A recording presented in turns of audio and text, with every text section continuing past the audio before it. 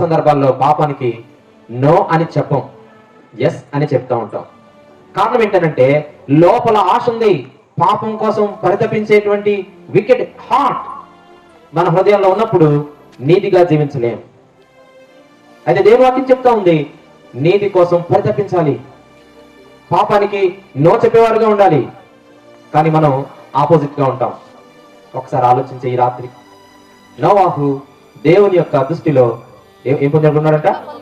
కృప పొందినవాడాయను.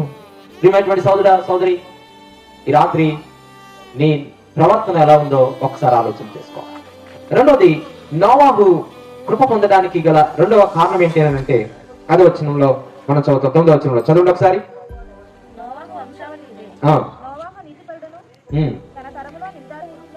తన తరములో నిందారహితుడై ఉండెను. చాలు. రెండవది, నిందారహితమైనటువంటి జీవితం. మొట్టమొదటిది నీతి కలిగినటువంటి జీవితం, రెండవది నిందారహితముగా జీవించేటువంటి జీవితం. మీరు గమనించినట్లయితే అక్కడ తన తరములో అనే వర్డ్ ని స్పెసిఫిక్ గా మెన్షన్ చేశారు పరిశుద్ధాత్మ దేవుడు. తన తరములో అనగా తన కాంటెంపరీ పీపుల్ మధ్య, ఒకే ఏజ్ పీపుల్, లేకపోతే అటు ఇటుగా కుడియడమా చిన్న పెద్ద అయి ఉండొచ్చు, తన తరము వారిలో అతడు నిందారహితముగా జీవించడానికి ఇష్టపడ్డాడు. ఈ నిందారహితమైన జీవితం మనకి ఏం తెలియజేస్తుంది అని అంటే, యథార్థమైనటువంటి జీవితం.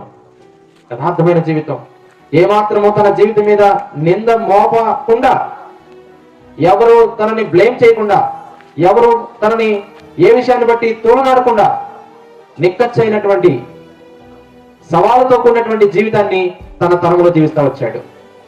ఈ విషయంలో ఒకసారి మనం ఆలోచన చేస్తూ ఉంటే, నేటి యువత లేకపోతే మనం కానీ అందరూ కూడా డ్వయల్ లైఫ్ ని లీడ్ చేస్తూ ఉంటాం. మనం అంటే గుడిలో ఒక రకంగా, బడిలో ఒక రకంగా. అందుకనే ఒక వ్యక్తి ఇలా అంటాడు,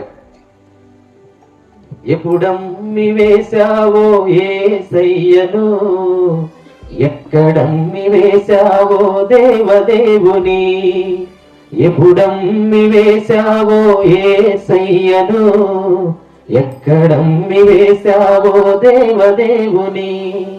ఉద్యోగములోనా, దాంపత్యములోనా, ఏకాంతములోనా, దైవ సేవలోనా, ఉద్యోగములోనా, దాంపత్యములోనా, ఏకాంతములోనా, దైవ సేవలోనా యోచించుమానే